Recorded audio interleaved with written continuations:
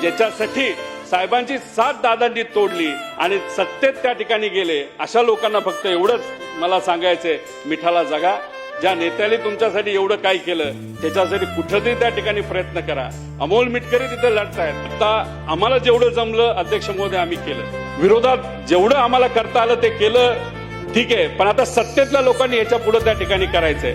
तरी सुद्धा जर इन्व्हेस्टिगेशन आता नीट नाही झालं तर मनामध्ये सल नक्कीच असेल की दादांना न्याय आम्ही देऊ शकलो नाही. पण एक नक्की आहे, ताट मानले दादांना आम्ही सांगू शकतो तुमच्यासाठी आम्ही प्रयत्न केले आणि दिवस काय तसेच राहत नसतात. आमचाही वेळ येणार आहे आणि तो वेळ जेव्हा येईल तेव्हा लोक जे कोणी जबाबदार असतील त्यांना आम्ही सोडणार नाही. कारण लोकांची इच्छा आहे, नेत्याला जर न्याय मिळत नसेल तर गरीबाला कसा न्याय मिळेल. त्यामुळे नेत्याला तर न्याय मिळालाच पाहिजे, तर सामान्य लोकांना सुद्धा या सिस्टमच्या विरोधात न्याय कसा देता येईल यासाठी आम्ही सर्वजण 100% प्रयत्न करू. एवढंच या ठिकाणी सांगतो आणि थांबतो. जय हिंद, जय महाराष्ट्र.